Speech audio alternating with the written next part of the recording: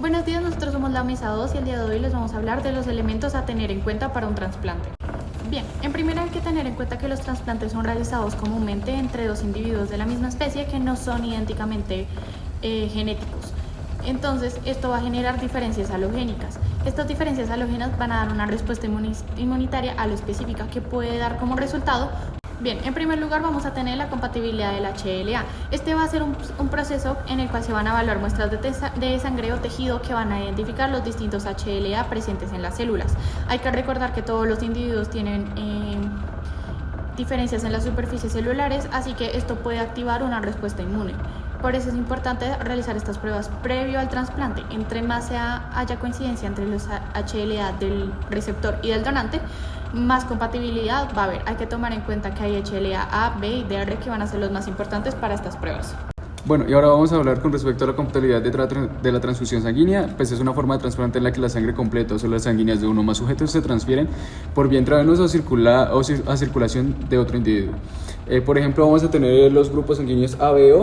Entonces vamos a tener el grupo A, el B, el AB y el grupo O.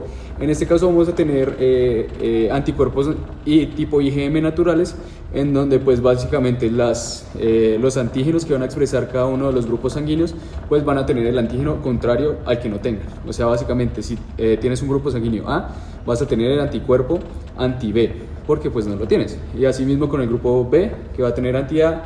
El grupo AB, como los tienen los dos, pues no tiene anticuerpos naturales anti esos antígenos. Y el grupo O, que va a tener los dos porque pues no tiene ninguno de estos dos antígenos en su membrana.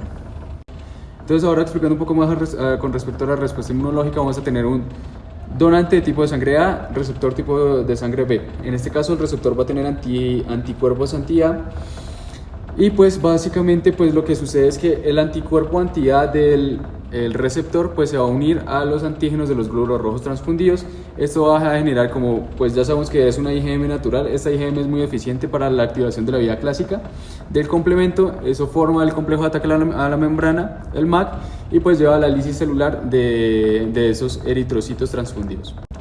Ahora vamos a tener el sistema Rhesus. El sistema Rhesus es un tipo de glicoproteína de membrana eritrocitaria. Vamos a tener el antígeno D, el C, el E, pero el más importante es el D.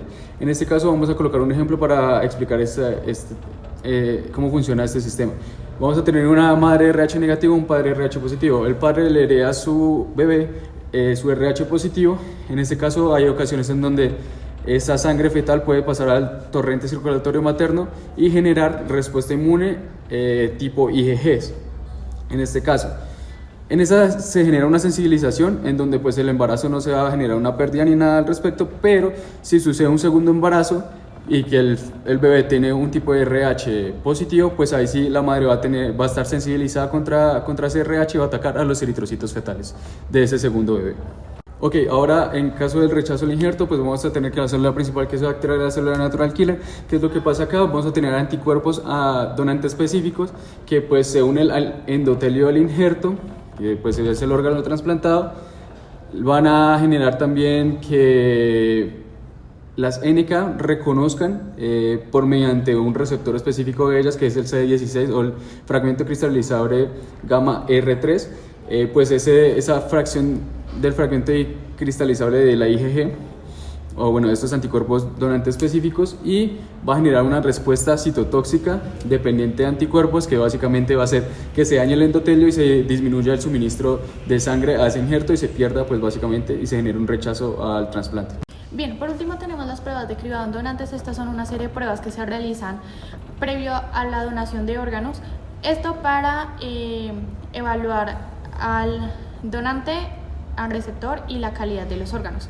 En primer lugar vamos a tener unas pruebas específicas para identificar infecciones y agentes contaminantes. Esto para garantizar la seguridad del receptor ante la donación y evitar la transmisión de la enfermedad de esta manera.